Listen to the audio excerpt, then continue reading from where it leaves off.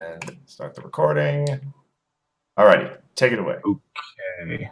Mr. Stripes, he is a card that beats the vanilla test. Technically always flips for 6, which isn't bad. Prepared is nice, and it doesn't have to have stubborn, unlike everything else that's in purple orange. Woo, apparently sounds much better, so that's cool. Alright. Not always.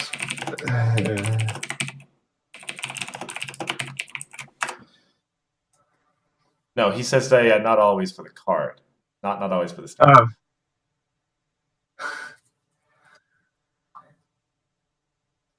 He flips for 4. He never flips for 4. Oh wait, involved in the face-off. Oh. Yeah. You are forced to put a +1 counter on some friend. Yeah. That is sad. But yeah, I really like him. The minimalistic downside he has is like near non-existent. Yeah, good card. I'd say if you're in the colors, run it, but it's not the kind of card like, say, with the Sweetie Belle that if you're in limited, you're like, I kind of want to run these colors just to run this card. Alrighty. Moving on. Multiples, it just kind of becomes the worst thing ever, though. That's very good. Then again, it costs 4, so multiples isn't the easiest thing in the world. True. Just say when you want to go on. All right. Okay. Yeah, next card. The Rainbow Dash is cool. I wouldn't say it's anything outstanding, which is really weird considering it's a 1-cost friend that can have 3 power. Because in the end, you're probably just going to be paying more efficient friends later, and then this card will be kind of obsolete because it doesn't have Swift, it doesn't have anything else on it, it just has 3 power. Limited, it's a perfectly fine card. It'll do a lot of work because you'll probably get low on cards at some point, and then it'll have 3 power, and you'll be like, oh, actually, this helps with this bit of maths. Other than that, constructed, I don't see it breaking any ground. It might be used as entry for certain decks because it can get to 3 power, and then you've got your 3 requirement, which is usually quite relevant because a lot of good cards have 3 requirement. But yeah, as I said, I don't see it breaking the bank or getting used insane amounts. Next card, Lightning Round. Still don't know what Redeem does, but that effect is like... this card reads, your opponent discards Food Fight and loses 2 action tokens. Put this card in discard.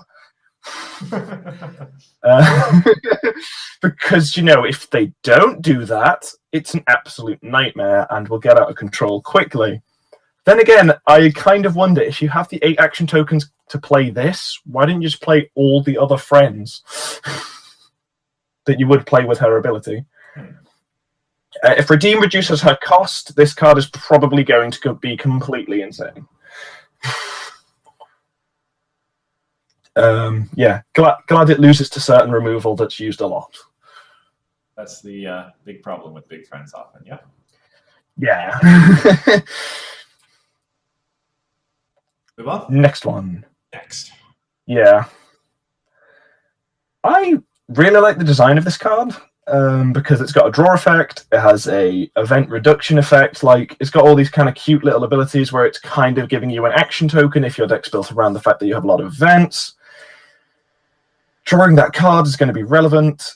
Yeah, like, it's a good card. My favorite idea of this is that if you have it like behind a troublemaker, well, it doesn't need to be behind one, but if your opponent starts a face-off and you draw the event to reduce by 1 with this card, nice. Also, no to the minimum cost of 1 text. Yes. Napcakes for 0.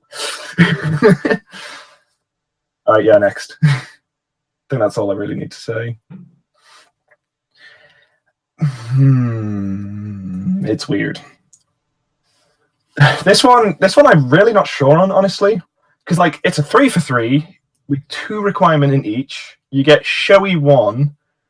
And then this kind of awkward text of when your opponent starts a face-off, all you get is this 1 power friend, which is like, okay, is the kind of idea of this that you lock up 1 problem, make yourself really powerful another, and you just keep confronting that one, And if they want to fight you, they have to do a single face-off, and obviously they'll be behind because of showy, and then you get the buff. Like, yeah, I guess if you've got baton and critter food, no, fast food, not critter food, like, you're kind of making an even bigger token, but it still just kind of feels underwhelming. It's true, but like token generation has existed in Yellow for a long time, and baton and fast food haven't really caught on. Yeah, it just doesn't feel that. It doesn't feel impactful enough. If it made 2, if it was Rise and Shine, if your opponent starts a face off, then I'd be like, ooh, I feel like you could actually build a deck around this. But because it's just the 1, it just feels a little underwhelming. Now, as Bugle points out, it's a Zipper Will card. We all got that easily enough. But we'll see if Zipper Will is still a fine deck. After I've actually started to have my doubts that Zipper Will might survive this set, given who knows, given some of the cards coming up later.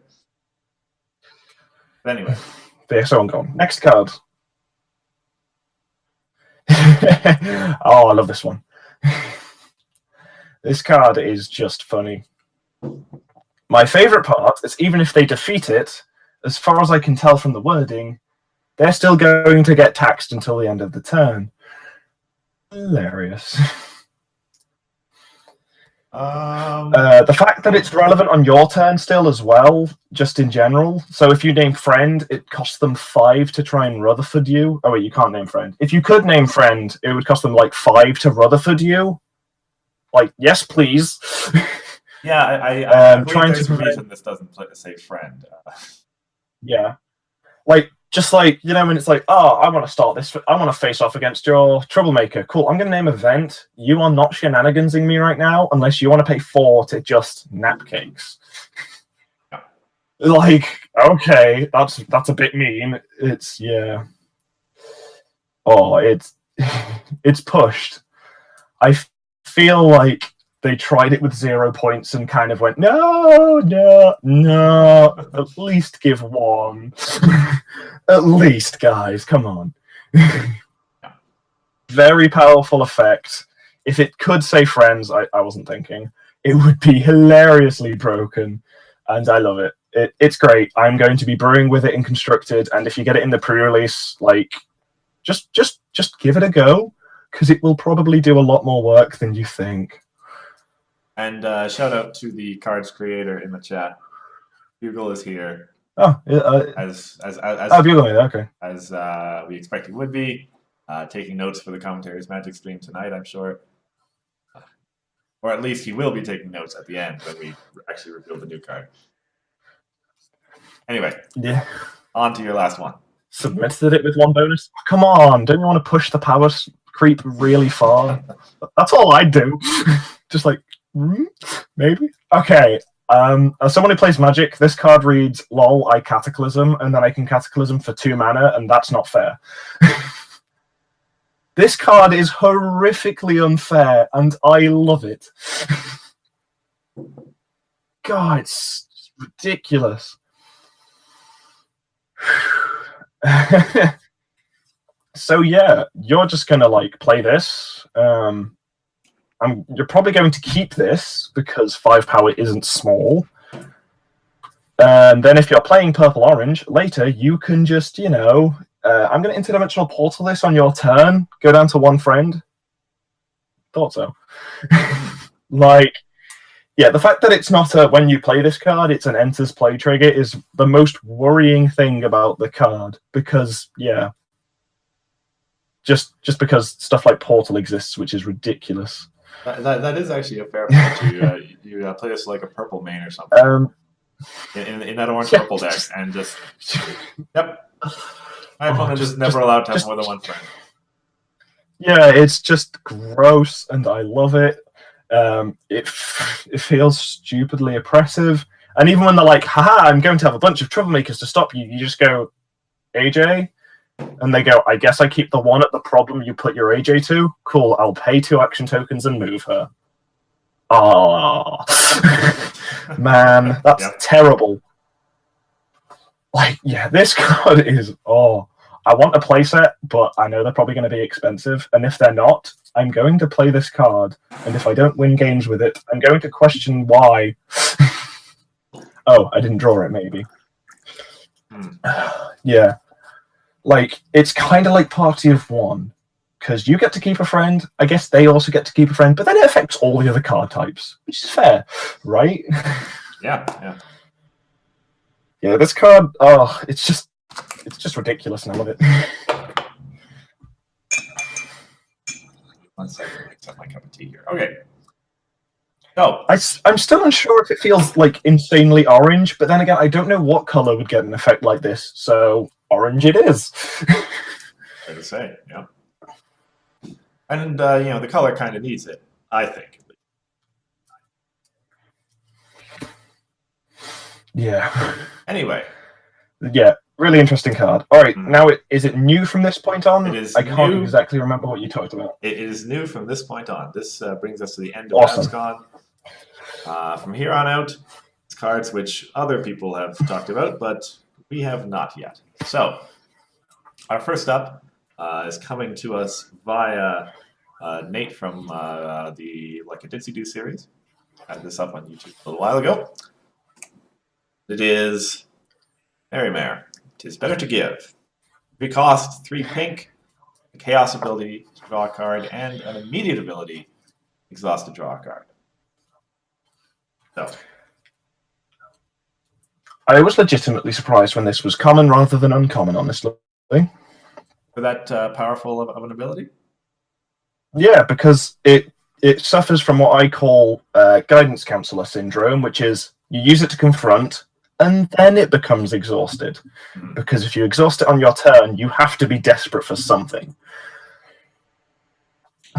Yep. It pretty much, like, the fact that it's an immediate ability rather than main phase is what makes this card go from being interesting to good. Yeah. Oops. Yeah, it's like always going to be useful to confront the problem on your turn, and then my favorite. My favorite little. Go ahead. No. You go. Yeah, you can still. My favorite little thing. I'm just going to speak quiet until you've spoken. Now, done. Okay, I'm going to talk. Okay. Yes. I just wanted to add that, like, you still get you can use it to confront, but you still get your extra card per turn. Even so, and that's pretty good. Okay, go ahead. Yeah. And then my little thing is, because in my group, it's become quite relevant if you're sort of playing sort of slower decks against slower decks, where it's not just double face-off lol. It's like, well, I can make it so I do a single face-off where it's more in my favor than yours. And with an effect like this, you can be like, I confront, cool, I exhaust this, you can't face off against me. Yep. Which every time I'm able to do that in a small shenanigansy way, I find really useful, because having an option like that is always good, just to disrupt what your opponent's doing. Totally. Yeah. And that'll probably be relevant in limited with the. Oh, certainly. Don't forget that. Certainly, like a common card, which gives you more card draw in limited. That's pretty impressive. Just try not to deck yourself. Because this game may not make you lose for it, but it reads you lose every face-off pretty much. Yeah, after playing against that one mill deck at BabsCon, I can understand that we should do that. That's it's actually something you don't want to do. Yeah. It's weird. I like the card a lot, but there isn't an insane amount to say on it because it's so simple. Yeah. So, like, I love it, but I've only spoken on it for like 3 minutes in comparison to other cards. The one sort of implication that I see from it, and it's not just about this card in particular. And then this is going back to BabsCon again. Bugle's deck, the winning deck, made very good use of DJ Pwn Breakdown as a primary, dismissing it. And one thing that I've noticed in this set, there is a lot of exhaust discard to do with it. Yes. And so, that it's probably why Rainbow Queen is banned. Yeah. Because they wanted a lot of exhaust doing good things. Mm-hmm. And so it looks like, no, you're a fortune teller, Bugle. That style might be getting better. That kind of removal looks pretty good going into.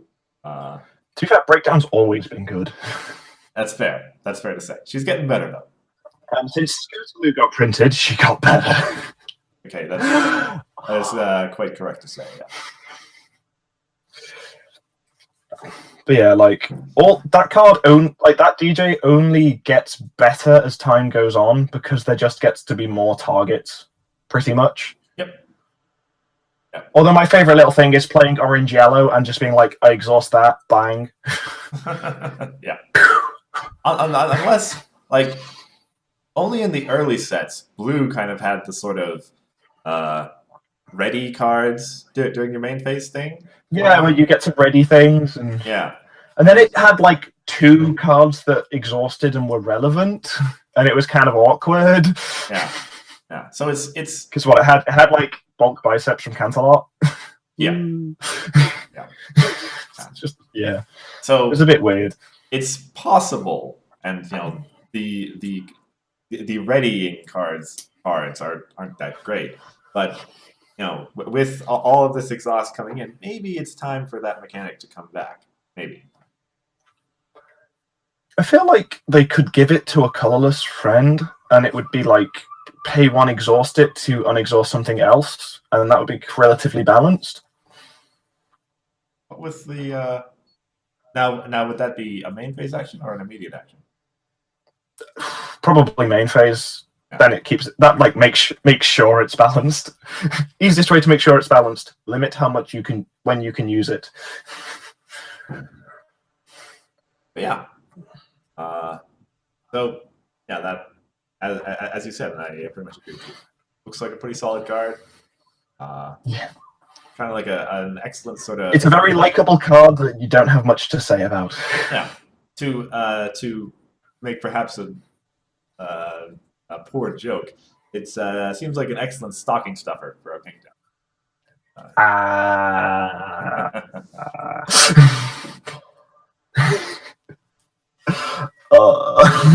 Yeah, please. Yeah, okay. Okay, anyway. I like to call it deck filler, but okay. Sure. So, you ready to move on? Right, next card. Next card. Coming to us via Richard Owens of the Wiki. MLP CCG Wiki, I should clarify. Not just the general one. Yes. Well, I'm not sure if he's active on that wiki either, but yeah. Anyway, Discord captain was entry white 2 for 2 with the experience keyword explained, and those in the chat, we'll get back to Zephyr immediately after this. With the ability to retire this card to recur a troublemaker, discard pile to your hand. So, interesting little set of text. Yeah. So, experienced. It's kind of what everyone guessed it would be in the end. Which isn't entirely I don't know. If you've got other copies in Discord, it gets bigger, maybe, like that Doctor Who's that existed one time. Like, I had a bunch of theories on what experienced could be because, it also is kind of like, well, if they confront a problem, maybe they get bigger and things like that. But yeah, experienced. It's good to know what it does. And I hope all the cards are similar to this Discord and Zephyr, where they have inbuilt, oopsie daisy, I got put into discard. Yep. Because, yeah, that means this card becomes relevant, at any time, which is good. The ability this has makes me think that this is, a rare or something, which is crazy. Because that is a very useful ability, the main phase one. It is a promo. Or at least, no, sorry. Yes. This is the promo version of the card, so we don't actually know what the rare is. So we don't know. Yeah. Because I don't think they do just plain promos anymore, really, do they? They did with... It's been a long time since I've seen a promo-only card, yeah. Yeah, so in theory, this should actually be part of the set. Oh, it's a common. Oh, apparently it's confirmed that it's a common. That is gross. This is an incredibly good common. Yeah. It's and as as I've been saying with the mains, this gives you extra troublemakers, even if you don't actually kind of have them. Which is, yes, the white and the purple main need that. Yep. Like, if one thinks of the limited perspective, say, this is a common, so if you want them, you can get them. If you want to play the rarity main, which clearly wants troublemakers, now you don't need as many troublemakers in your deck to be able to make it work properly. And the rarity main, even if you only pulled like 4, because you're going to get that common resource that gets them back, and you're going to get this. Yeah. And of so course, all you need is to go, I have a troublemaker in starting hand, I can use it 3 times. Yeah. And this card keeps on getting better the more you do that. Yes. Yes. The fact that it's a 2 for 2 that gets you back a troublemaker, and then you got a 3 for 2. And just the incremental value because of the fact it has experience. Yeah. Tasty entry card. Indeed. Now, I also kind of like the idea if you have 2 in play, you can dismiss 1 and only lose 1 power. Oh yeah. Yeah, that's actually a pretty good point to make. It's just a cute little interaction, I find. I was like, that's actually kind of cute. Yeah. Now, notably, if your opponent magical misfires you, but obviously discard hate has to exist. Yeah. If we want a lot of discard based mechanics, otherwise they are always going to be too good.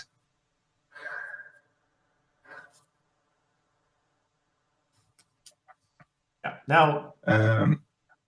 Yeah. In a constructed deck, just come back there. I find myself wondering a little bit of, obviously this fits okay in the kind of rarity white or in any kind of troublemaker deck that there's no requirement. Yeah. You can run this card in anything. If you're running X white control that uses troublemakers, this is your entry friend. Mm-hmm. This is the first entry friend you pick out and go, I want this one. Yeah. Because there's pretty much no better for the troublemaker control strategies if you've not already got a white main. Mm-hmm. And even then I'm like, is there? Because I can't think of one right now, but I bet someone can tell me. Yeah. Now, it's true, in that kind of deck, I find myself wondering how good the +1 power experience is going to be. It's not going to be game breaking, but you're always going to like it. Mm-hmm. Yeah, I guess that's a fair point. And I feel like if your opponent says plays the Applejack and white is your secondary color, playing him and the fact that he could be 3 instead will be like, yes, now we can play these cards. Mm-hmm. Yeah, I mean, actually, that's a good point. It's if you have him out as your entry. Obviously, if it got Party of Wand away, but there's other things that get rid of everything now. Yeah, and your opponent wipes you and says, "Ha! You have no white now." And I say, "Oh, now I've got 4 white and 1." I got 3. Or even if it's 4, you're just like, lol, 4. Yeah. I can play all my white cards now. Come at me, bro. Turns into a Prim Hemline that can actually confront problems with, which is pretty good. And has a random retirement upside. Yeah. Also, every time I see Discord's luxurious elf hair, it's beautiful. The more I see that luxurious elf hair, the better. Point well made. Okay. So, unless you have anything else to say. Okay. You don't need a troublemaker to retire him? Oh, neat. That's kind of cute, I guess. I don't know if that's correct. I'm not a judge, but according to Bugle, you don't need a troublemaker in discard to retire him. I'm like, I don't really know. Yeah, I suppose that makes sense because you're kind of the way this game kind of works. You're retiring, and then you're searching your discard pile for a troublemaker, which it doesn't exist, lol. And then oops, it's still retired. Yeah. Because you're paying the cost, which is retiring the card. Activate a thing, which doesn't actually do anything. Cost is still. Don't know why you'd do that. You may as well just leave the 2 power, unless you have 2 and you desperately need 1 to have 3 power for some reason. Yeah. I mean, it's. But yeah, that's an incredibly small interaction that I don't know how useful it is, but it'll be useful in some random scenario, and it might win someone a game. Yep. Because that's how card games are. That's how it is all the time. Okay. So, next card? Well, next card is a card we've already talked about, just to clarify. Good old Zephy. Yeah, I've left Discord up there just so that everyone can see the explanation of Experienced.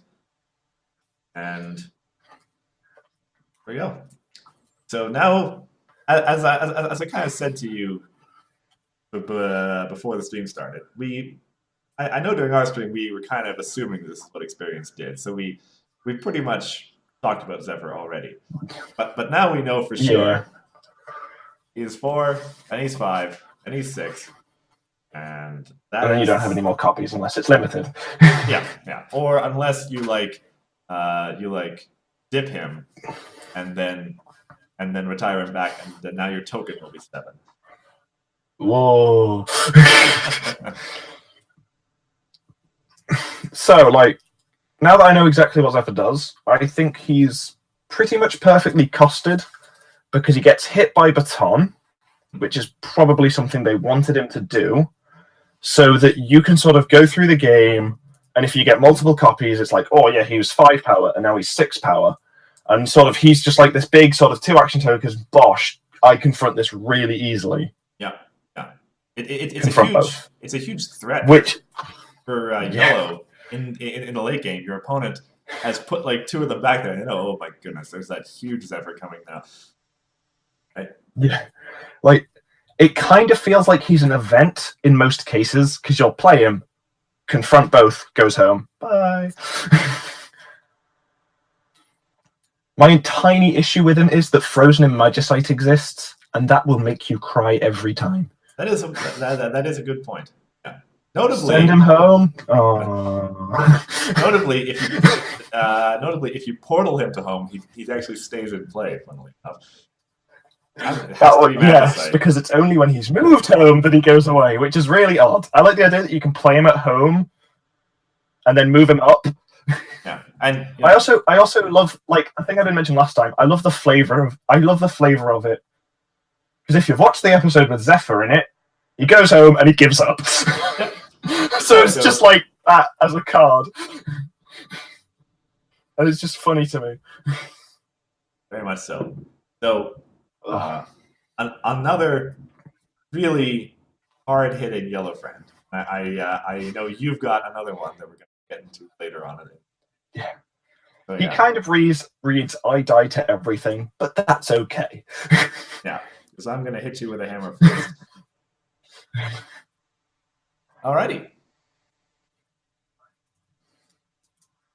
Ready to go? So the next one... Yes. The next one is Team Pandemonium's first card, air quotes card, which came out on their blog sometime early this week, I think, Monday or sometime.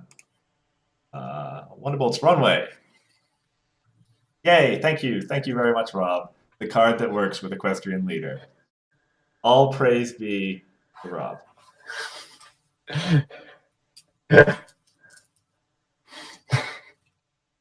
But anyway, we have ourselves a 1-cost, 2 requirement blue resource with 4 power. Goes into play at your home. Yep. Gets a counter on it every turn. Once it hits 5 counters, it's retired.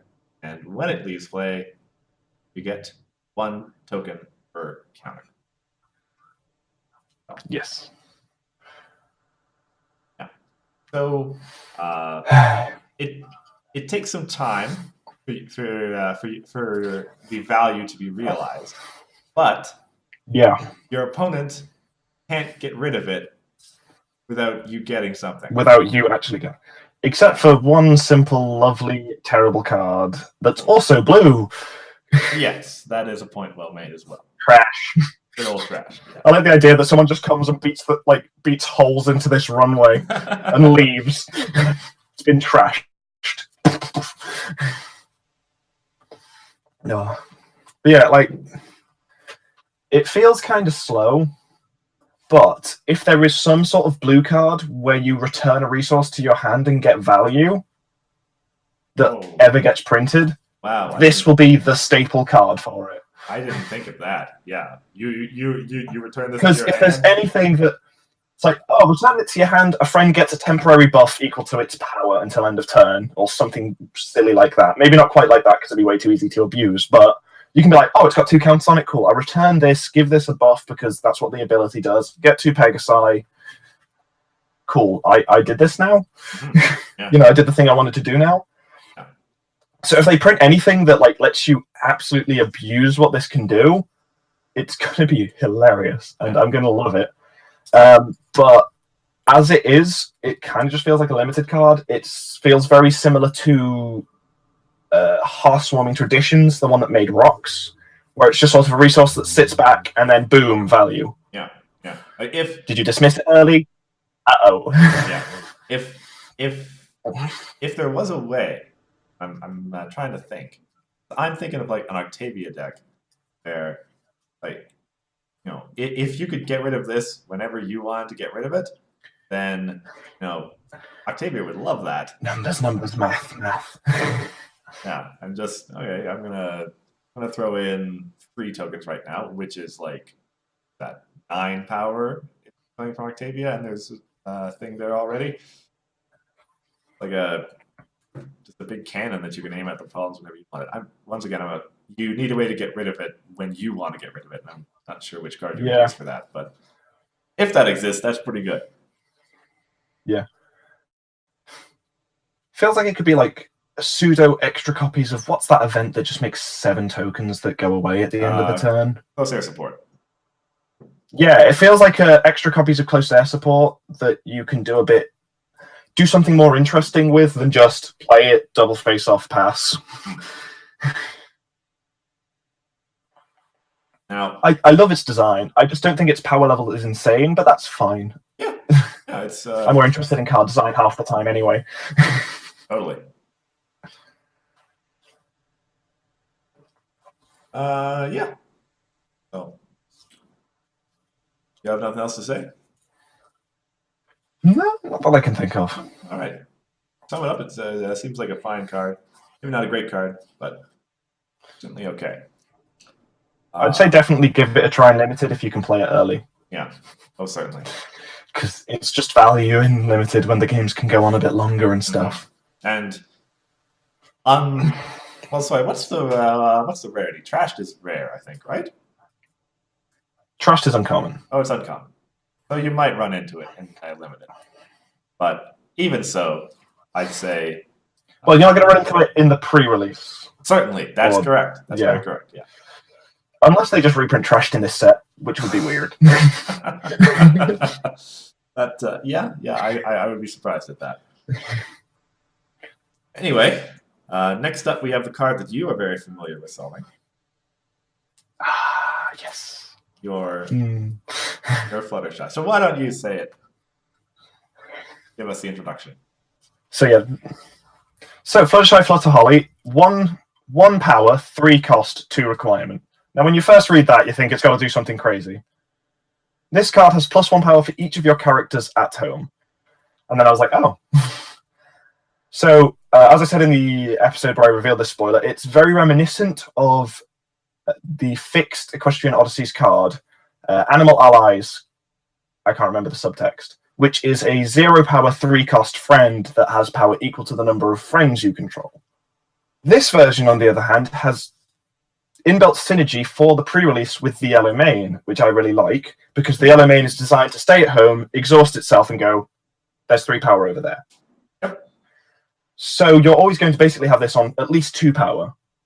And if that's all that's going to happen with the card, don't play it. Do not touch this card if you don't have many friends that will end up sitting at home, because it will just be bad. Yeah, certainly. Now, yeah. So for Limited, this card is like a 3 for 5, 6, which, you know what? That's not bad. I ain't going to hate on that. That's pretty powerful. In tandem with stuff like Zephyr, where you're just dumping cards from your hand for big temporary power boosts and stuff. If you're like, you move this to a problem, you play Zephyr at the other, and you confront both or something. Yeah, that's pretty insane. And this card is kind of designed for this weird new direction that Yellow's going, where it's got big temporary plays. Although this one's a long-term play. This card gets absolutely hilarious when you go into Constructed and look at these cards that go, ooh, more home limit. Ooh, this doesn't go to my home limit properly. Ooh, because then this card has 12 power. Totally, yeah. That's where this card like really starts to shine. The easiest example being the Zipper Well that's not purple-yellow, that is just yellow, and mean that critters don't contribute to your home limit, and the Fluttershy that also does that from Canterlot Knights. If you sit there and spam the heck out of critter tokens and they end up going home for whatever reasons, this card just gets bigger and bigger and funnier and funnier. And a thing I didn't talk about enough is the fact that the flavor text is super cute. It is true. Yeah, but as you say, this card like can really, really shine if you build a deck around it. You build a deck to throw up a huge pile of critter tokens, have them all stay in play, and now suddenly you're playing an orange deck, basically. Okay, I'll move my 9-power friend and my 10-power friend, confront both. Totally. Like, yeah, yeah. It's another one of the community spoilers that when I personally read it, I was like, this isn't uncommon? Huh. Like with the Derpy or whatever it's actually called, she has a different title every time. Merrymare this time around. Yeah. Merrymare. It's very like with that sense, I thought this would be uncommon, just like when I read Merrymare and thought that would be uncommon. It's just, yeah. This card is hilariously if you build around it. If you do not have the cards for it, don't even touch it. You're going to be playing a 3-for-3 that has nothing else. You probably have better options. Yeah. But if you have a deck that can make it work, go for it. It'll be fun. I'm not biased, honest. It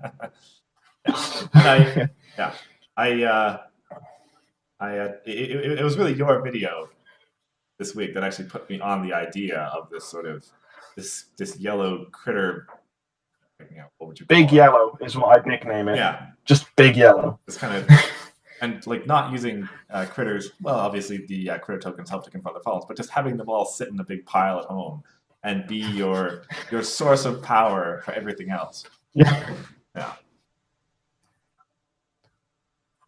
That's an interesting idea. It's the kind of deck that I want to take a crack at.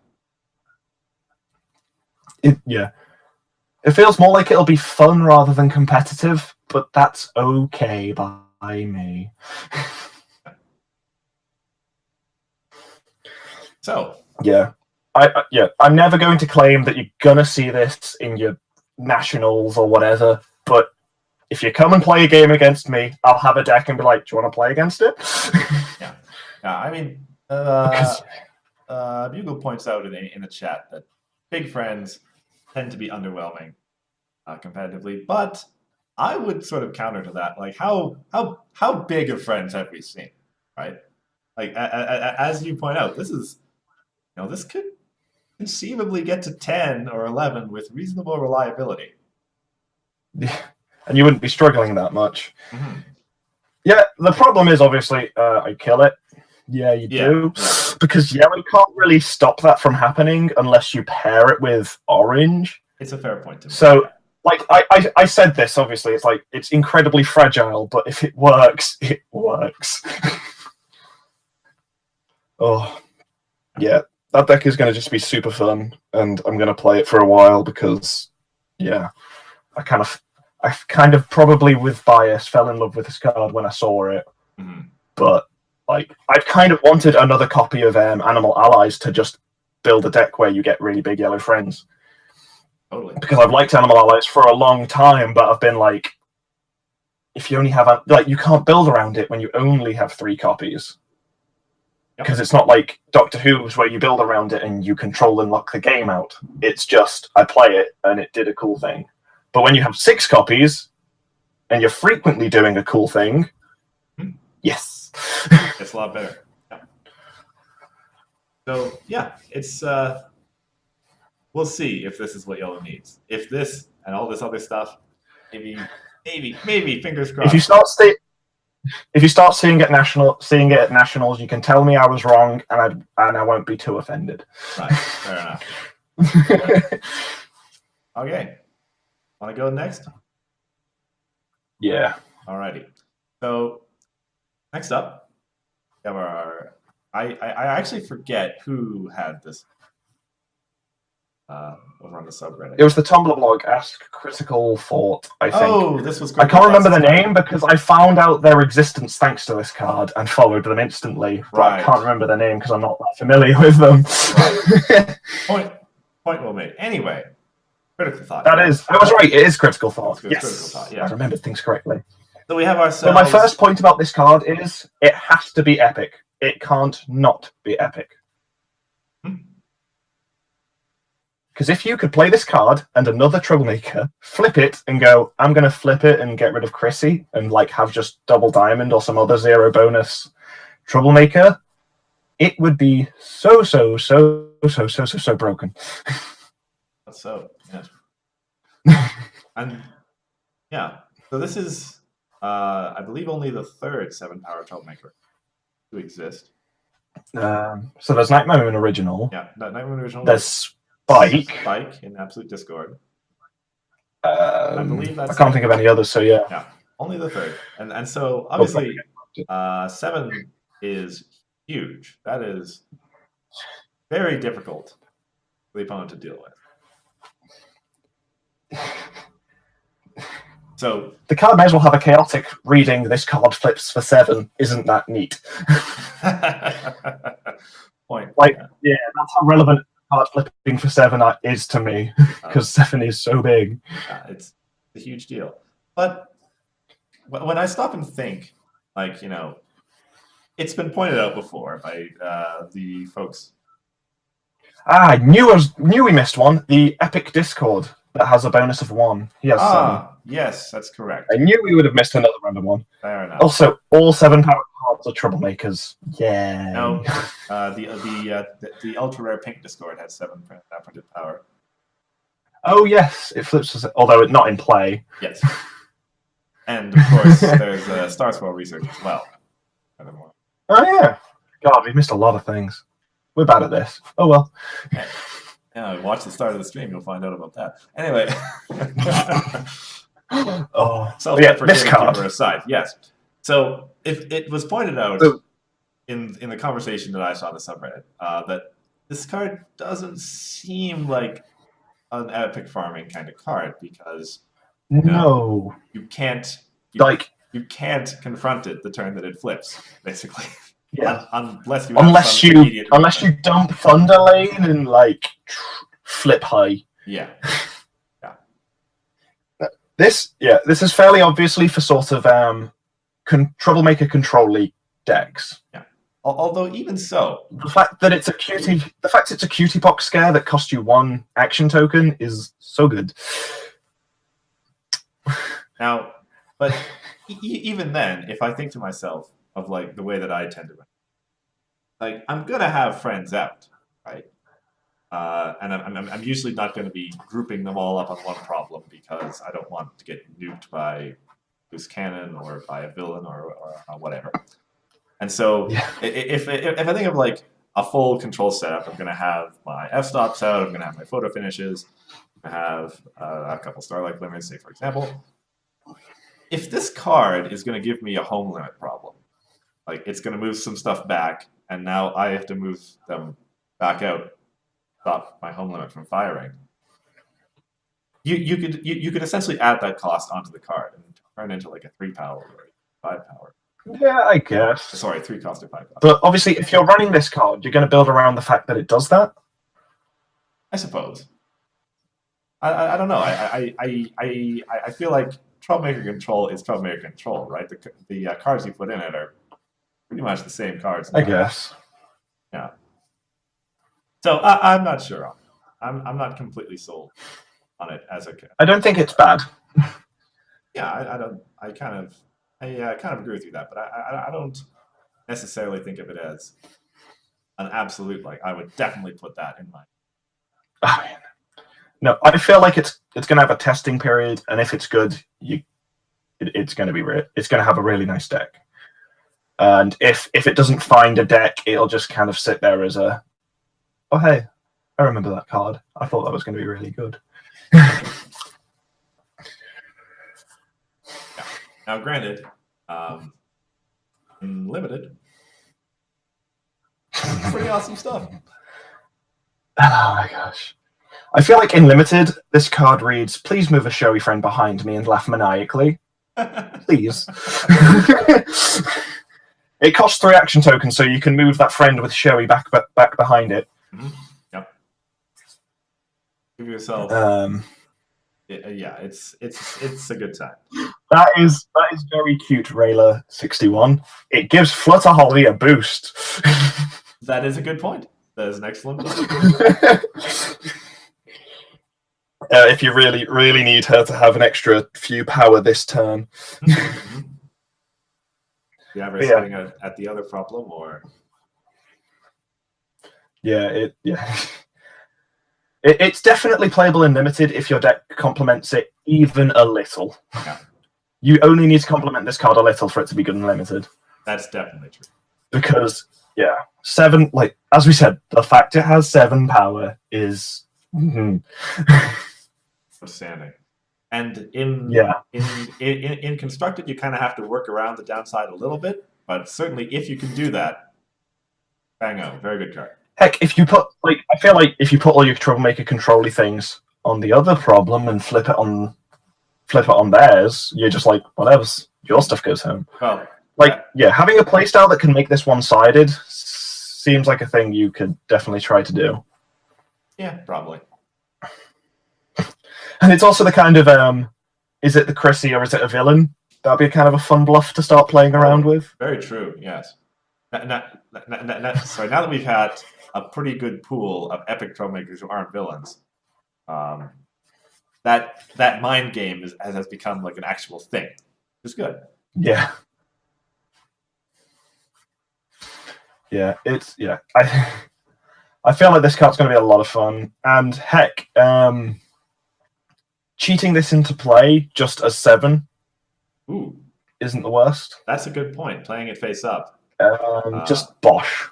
Outstanding. Heck, playing it face up and then beating it yourself because you're at that problem and your opponent isn't. Kind of a cute idea. 2 points. Another way of making use of the card. 2 points is not bad. Oh, 2 points is outstanding. Can't really think of other things to say. Yeah, I feel like I can't think of anything right now. Yeah, pretty much agree. So, I'm wondering, Solving, if you've actually even seen this next card. It would have come out like last night for you, basically. I don't think I have. Okay, yeah. It was real close into our deadline. I've been a bit busy today. Yeah. Been a bit busy today, so yeah. Certainly fair. So this is a new C for you as well. Limestone Pie, 4 orange, 4 cost, 2 requirement, stubborn, and with the immediate ability, exhaust, and silence an opposing friend. Opposing character. So yeah, another one of these sort of powerful exhaust this card at immediate speed to muck with your opponent kind of things. In orange again. Yeah, with stubborn. With stubborn. That's a pretty important point to add. It's also like, is this the first ability loss we've really had since AD? Well, unless you count trashed. That's Blue's quote-unquote destroy target resource. Yeah. But because I can't think of any. Yeah, like this. You could say Trixie was ability loss, it's technically. Yeah. But this is. So yeah, we haven't had much of it anyway. Anyway, fair point. Yeah. We haven't had a lot of it. So yeah, this card for block brings in a way to actually be like, no, Thunderlane doesn't diligent. Mm-hmm. Like that's one of my, for me, it's like one of its most relevant plays. Also, it says character. So you know all those ambassadors of harmony. Yeah, cool. You're not diligenting. And rainbow. Yeah, cool. You're not competitive. Mm-hmm. Just sort of saying no. Just pointing at things and saying no, because for me, that's what she's doing in the art. Going no. No, you're not getting those. It seems very powerful because you can just sort of you can just be like, no, every now and again. If there's any way to ready her and do it again, hilarious.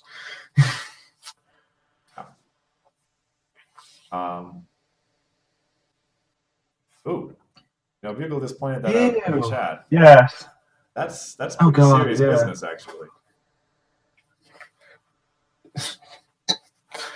Yeah, that is gross. Because it says character, but I've always thought, thanks to Utterly Drained, that you only ever get rid of the abilities of a boosted main, because that's how Utterly Drained works. Yeah. So obviously it just sort of went past my head that this targets a start side, and it only has 2 requirements. Yeah. Imagine myself thinking, I'm sitting there and my opponent's playing Changeling Pretender. And now I say, okay, well, I'm just going to flip my main. I'll flip my main. Your thing has no abilities. You're going to be stuck with a 1-power main for the rest of the game. That's pretty serious. Yeah, this hits quite a few different mains very hard. Because even, say, Scootaloo, you can just be like, cool, I've played this early. Yeah, so you're going to confront that problem. Cool. Target Scootaloo before you confront. Yeah, okay. Target Scootaloo before you confront. Yeah, okay. Yeah. And you can just keep doing that. It feels like a card that reads, I need to be answered high. a deck that really, really relies on its main flipping will want to be running some way to deal with this card. Yeah. Because you might just Why don't they run it and use its ability to stop their one? The answer is itself. Everyone should play orange. No. Yeah. Well, I believe you would... Like, if you used it on theirs, they would still get... Oh, boy, they'd still get a priority window to use theirs before its ability went away. Oh, I don't know. I think... So, because this game is non-reactive, you would still play the card and have priority to then use yours. Right. But if you go, I'm going to go to confront, that's you verbally shortcutting to pass priority, and they have the chance to use it without you reacting. Priority is weird. Yeah. Weird. Oh, wait, no, sorry. It's not Magic. Ponies has this window when you play something because of old reaction cards where your opponent has priority. Because in Magic, that's not how it works. But in Ponies, there's a priority window after you've played a card and it's kind of resolved where your opponent can do stuff. Ugh, it's weird, and I still can't get used to that fact. Right. Sorry. Thank you, Bugle, for the education. Chat. It's going to take a long time to I'm so used to Magic. Yeah. The non-reactive system of this game makes this card very, very weird. So yeah, this card is nuts. I'm surprised it's not super rare. It's just rare. If you pull it in pre-release, see how good your orange cards are, please. Mm-hmm. You'll be doing very well for yourself. Just do it. Just do it, honest. This card is real nice.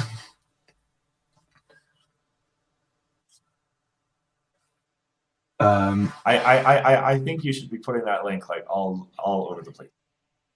Honestly. It is like the most important thing anyone can know about this game right now. Is it like a year long because priority is annoyingly complex and makes me want to punch myself in the head sometimes? What with all of the really, really good immediates coming into the game right now, it's like knowing how priority works is going to be hugely important. You see, with all the immediate effects that have started to exist, I feel like we need a reactive system rather than a non-reactive system. Just because when you have like a bunch of cards that read it immediate, and then to a new player you go, I'll do this, and they go, can't I just then do this? And you go, no, because you have to wait for this to happen. And they'll be like, what? But I can do this at any time. And it's just kind of confusing, but let's not get into how the priority system and reacting works in this game debate. We're here to talk about spoilers. Yes. And this one is very, very, very, very good. We can fill a whole stream with that at some point later if we want to. Another card design topic. Yay. No, game design topic. Yay, my fave. But yeah. Excellent card. If you can get out early in an orange deck, you're probably doing very well for yourself. Yes. Good one to see. Anyway, if you have nothing else to say. Yeah, I think that's all to say. It's nuts. That does bring us to the end of okay, cards that have been revealed so far, which means that it is time for the big show. So do you want me to talk about it before you say your highly analyzed information on it? Well, yes, that would be the idea. Just as a reminder to everyone in the stream, Solving has not seen this card yet. Only me, who has been looking at it for some time now. Bugle, are you kidding? I think Living Silver saying hush is a joke. It means it's a joke. Oh my goodness, you almost gave me a heart attack there. But yes, it's a very, very interesting card, and I'm really keen to hear what you have to say about this one. So I'll explain precisely what the card is, and then I'll give you the role to say whatever you want to say. So, without any further ado, insert stock drumroll here. We have ourselves Similo Duplexus. 4 power, 4 cost, 4 purple requirement. Main phase event. During the next score phase, there is an additional confront step problem.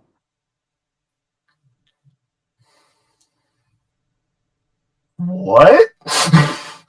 Told you it was an interesting card.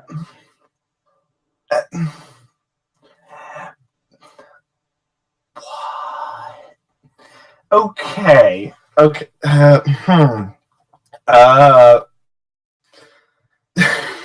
What is this?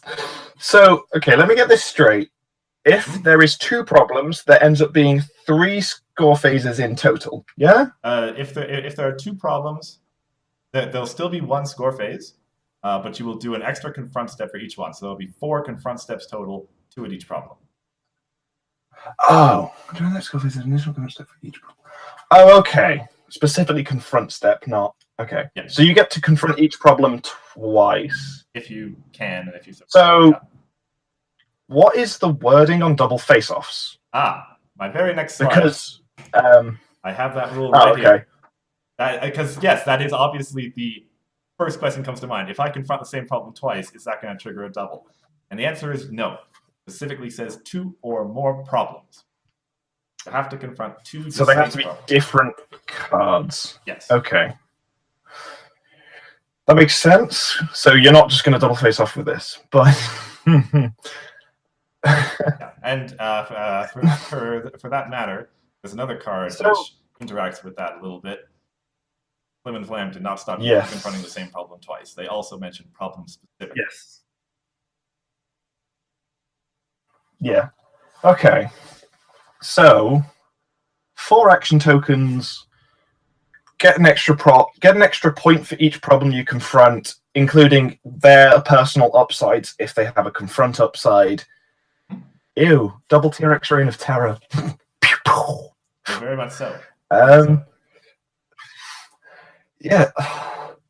This card is like, it feels so complex that I can't do it justice. I should have seen it earlier. Oh. But you'll break this down properly, I would guess. Well, yeah. If you'd it also feels like anything.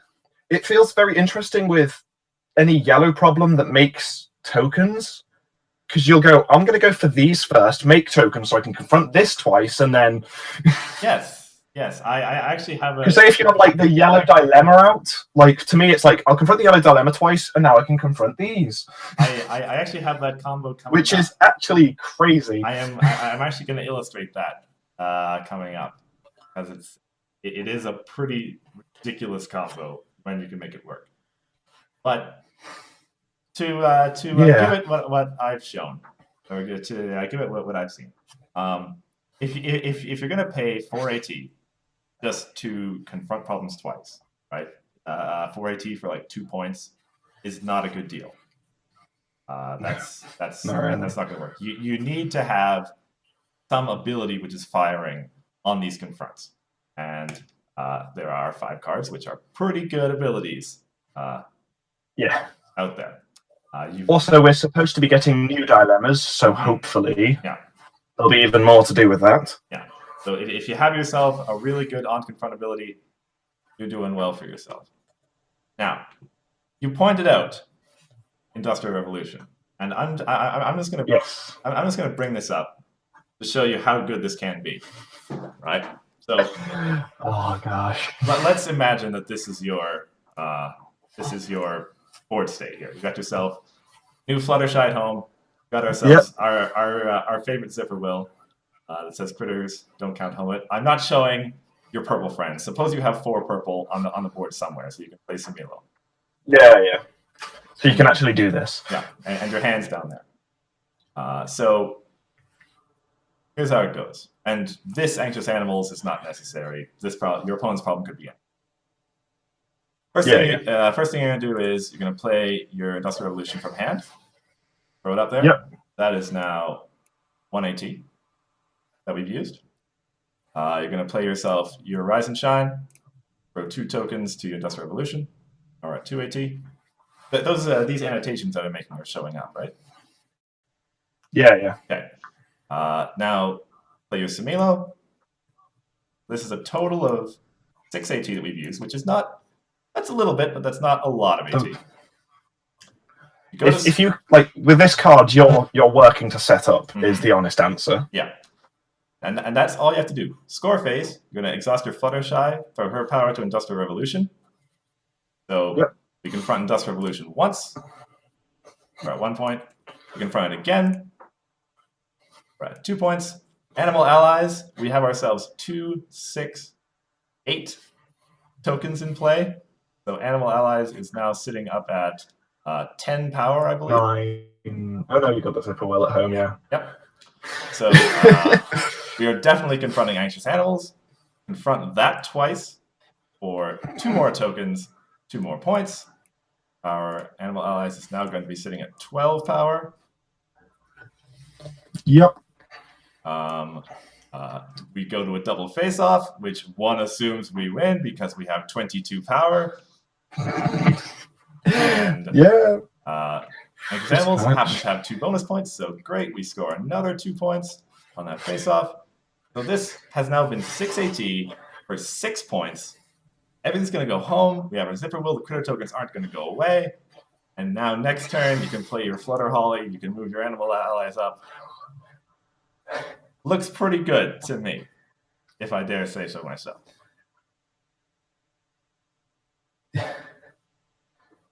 Oh my gosh. But yeah. Industrial Revolution's probably your favorite trigger with this because just all the dudes. Now, T-Rex is also great. You yes. Pay for that extra frighten. You're going to pick off 2 friends from hand, or 2 of your opponent's friends from the board. It's going to cost them 4 AT to get those friends back, so you're coming out as fair. Yeah. Very good, very good. And there are a few more little cards that I've picked out here. Save the Day down there is in the wrong colors, but confronting it twice is very good. It's hilarious. Yeah. Kratos is another excellent one with Industrial Revolution. Confront it twice, throw some critters. Because you can do the bonus point each time. Yep. And then you get you're almost turning him into RTO, so it's pretty impressive there. This is point acceleration in purple, which is a color that has not had that yet. And so, but it's done in a very, very purple way. Very much so. You really have to plan, really have to set it up, but it can be good. Although it's weird that the only card that gives a full-on extra turn that we've ever seen, even in concept, is... That's true. That's strange.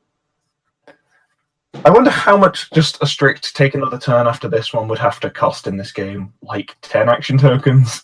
Well, it'd be an ultra rare, I think, for sure, for one thing. At least.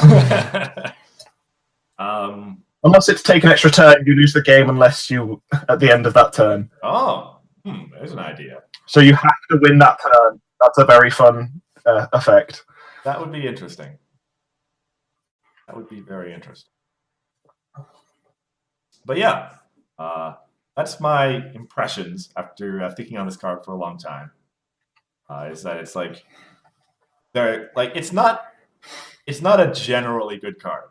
In limited, this card is okay, right? Because extra points are a lot better. In limited, I'd advise you to run it, but with a very big caution. Because don't get me wrong, there'll be times where you're like, I'll play Duplexis, confront both to get 4 points.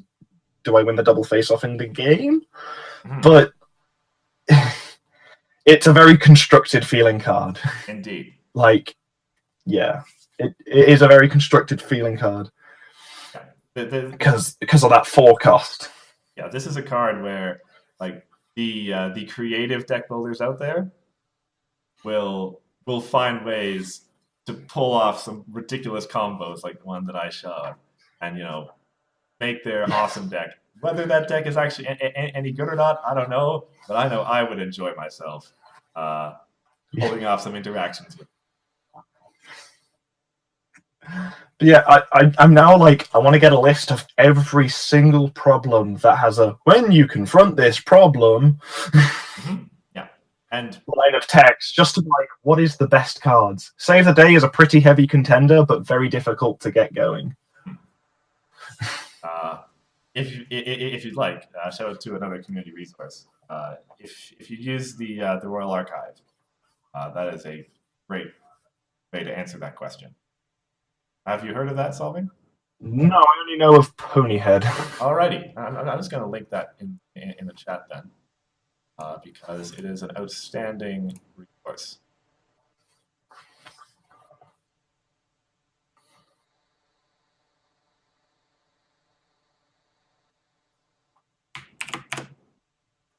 That's where you go. So yeah, there you can just search for problem with text confront, and boom, all the problems that you want. Every single one pops up. Neat. So yeah, that is the card that I've been sitting on for a long time, and just I was totally pinkie pie on this one. Really, really hard to keep it a secret because it's so cool, so weird. So there you go. It's cards like this that make me love game design. It's just so interesting. Ooh. The implications of getting these extra confronts and very much. It's all rattle around in my head. But yeah, that does bring us to the end of the stream, or at least that brings us to the end of all the content. Also, last thing to say about the card: the flavor text is funny because it's Pinkie Pie talking about there being in more than one place at once. Indeed, yes. Cute, clever idea, that one. Indeed. But yeah, unless we have any questions from the chat, any more ideas on the brilliance of this card, I think we'd perhaps call this one a day. You think? Yeah. Let's put our end screen up there to show. So far as I'm aware, we'll be going again 2 weeks from now, as we usually do. Yeah. Do we have a topic, or will it just be more spoilers by then? One imagines more spoilers. It's worth noting that time may be subject to change, just because that is Everfree weekend. So I know Commentaries Magic is going to be doing streams, and we want to stay. We don't want to take away from them at all. So it's a creator card? I didn't know that. Oh, sorry. The runway. Runway, yes. I neglected to mention that. I thought you were saying that one was, and I was like, who came up with that? Only I want to talk to them about game design. Yes. Point well made. Give that to air quotes. it was that was his creative card, Wonderbolt's Runway. We always appreciate, of course, players who can enrich the game so with their ideas. And we all wish to be that player one day, hopefully. Yeah. But yeah, so after the stream, I'm going to be putting out the spoiler post in Reddit, obviously, for Duplexes. Solving, I hope that you can tweet it out for us as well. Yeah, I can do that. It's not too difficult. Okay. Just link me a way to download it, and I'll make it a tweet. Sure, good stuff. And as we say, our videos will be going up on our YouTube channel probably sometime, if not this morning, perhaps early afternoon. But yeah, I think that's all that I have to say. Yep. And thank God we got our audio working. Yeah. Oh, the nightmare of those first 20 minutes. Oh. Indeed. Anyway, I suppose I should say, just because it is pretty important, that I'm sure I'm probably speaking for you on this, Solving, that we're both incredibly honored to be given this responsibility to reveal this card. Yeah. Thank you very much to Interplay. Thank you very much to Rob. To everyone involved in how this happened. And we hope hope that we did it justice. Gave you all something to chew on. I know the commentaries Magic people are going to be thinking hard to be able to have a good opinion on Duplexes before their stream tonight. I don't feel like I did it justice. I said the word a lot, and that was kind of it. Well, honestly, that is kind of the card, right? You look at it and think, well. Pretty much. It's like, But if I know I can do incredibly cool things with this. I just can't think of them right now. Yeah. I mean, it took me quite a lot of time to figure out like how it interacted with that double problem face-off rule. And eventually it kind of came to me. Oh yeah, because it would be pretty crazy if you could say my opponent's got both the problems locked down with a troublemaker. I'm playing like Luna or something. I throw down T-Rex, throw down a 2-power friend, move Luna right away, confront, both problems clear off. That'd be stupid. And I frighten 2 of their friends at the same time. Like, wow. It's I have no idea if aggro will be able to make use of it properly, but if it can, yeah. So once again, I'm saying I believe I'm done. Last chance, Solving, for you to say anything. I am done. I'm also a bit flabbergasted just about the card in general. Alrighty, and I'm sure there'll be much fruitful discussion on the subreddit concerning this card. So. Yes. So much brewing. So I think that'll be me signing off. Me too. And hopefully we'll see you all in 2 weeks when there's more spoilers to talk about. Have yourself a great Sunday. Goodbye.